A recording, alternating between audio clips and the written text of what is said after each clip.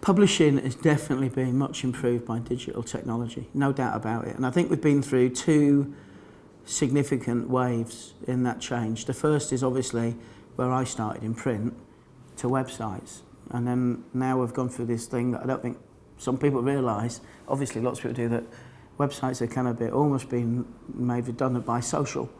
And so, yeah, it's democratised it. It's become much more fertile ground. You know, when I started out in publishing, it was very, very barren. It was very difficult to get into. It was very centralised around London. And, you know, now you can do anything, anywhere on your phone.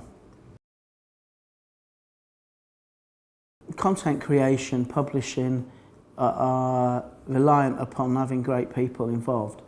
And I always knew that the people that you were looking for were probably out there somewhere, and you've got to hope that they come to you, or you just come across them. With Sabotage Times, our first generation of like homegrown kind of writers that we found, we were finding most of them on Twitter. And if you can write a really funny 140 characters, you can probably hold your own for 150 words, as it is now, or 800 words as it was five years ago. So I think that I don't buy this, there's just too much going on. If you're good, it's never been easy. I mean, look, all you've got to do is crack one joke. On Wednesday night on The Apprentice, Karen Brady tweeted a picture of a £9 salad. And I was going, there's got to have been an overpriced West Ham player. And I looked it up, 10 worst West Ham buys, and they weren't rated worst by the value for money. They were just 10 shit players.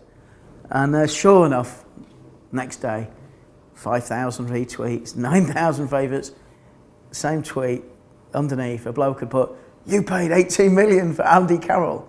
And you know, if you know, he got there first. And I think that there's just never been, in the past, that line would have been said in the pub and it wouldn't have rolled out and around the world. Now that tweet might change that person's life that wrote it, because somebody might look at it and go, "That's fucking funny." Click and see what they do. Go, "Oh, they've got a blog," or they do their own vines or whatever. They're a little creative. I was just reading about a couple of guys that got picked up by Deutsch in the States just by circulating graffitied baseball cards. You know, it's never been easier to get a job, I don't think. There's just a lot more people realising you've got to do it. But I think the true talent will show. And it was quite strange when I first started doing this. You go to companies and ad agencies and they'd tell you that a leading butter brand were now a publisher. And you go, "Great, okay." And obviously they weren't, but they wanted to be. And the simple fact is they've got more money than the publishing companies. They were always the people that gave the publishing companies their money anyway, but instead of giving publishing houses and other media platforms the revenues in terms of ads, they just buy the content and house it themselves.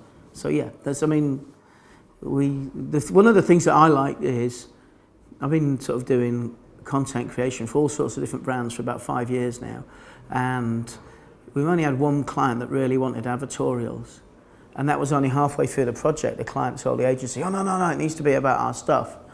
And actually, the vast majority of the work we create, we would publish on our own platforms anyway. In fact, we do. You know, so I spend my time with the team writing and creating and shooting the same sort of material that we would done if it was sitting in our own publications. I think the challenge to print is obviously a really significant challenge, but they have got a future. They've just got to evolve. And they have evolved, so you know, every day of the week now you get given a fairly competently put together magazine into your hands at a travel point or a garage, and there was nothing new in that. You know, it was people like Miss London and 9 to 5 were handing out mags for secretaries for years, full of jobs. The same with the local free advertising, classified ads newspapers that got handed out. But Metro created a template that you could generate sophisticated and competent media print media and give it away, and that changed everything around the world. But also there's obviously massive growth in small independent magazines, which can look beautiful, can have like lovely ads in them, and anyone can do them now. So I just think the market's changed. I think the thing for the NME is they should have done that about 6 years ago, because Time Out looked like they'd done it late, but it changed Time Out from struggling to sell 40,000 a week to going out to 500,000 people. And I think that's the main thing for the NME is they should have done that 6 years ago, probably as soon as the likes of Metro and then subsequently in the mag sector sort of Stylist and Shortlist had done it. The main thing is you've just got to get the print into the audience's hands that the advertisers want. Anybody who has read Playboy to look at the women must be blind. And must always have been blind, because the stylised Playmate shirts, they were never sexy. Certainly not in my sort of probably 15 onwards. They didn't look like real women. So I don't know really what's gone on. I don't think is it that big a deal? It's like when DC Thomson said they were going to shut the Dandy or the Beano. It was a great publicity stunt, and they weren't going to start it at all. And this will probably get Playboy a load of attention for a rebranding. I think the other thing is relating to Playboy is that I always believe magazines are about people, and they're about the people who are editing it and creating it, as well as the people who are kind of reading it. And that there's sort of like, if you look at something else I'm really into, it's like football. There's no given that Manchester United or Nottingham Forest or Celtic or Aberdeen, whoever it is, can be great forever. It depends on who's managing the club, and it depends on who's editing the paper, and it also depends on the requirements of the audience.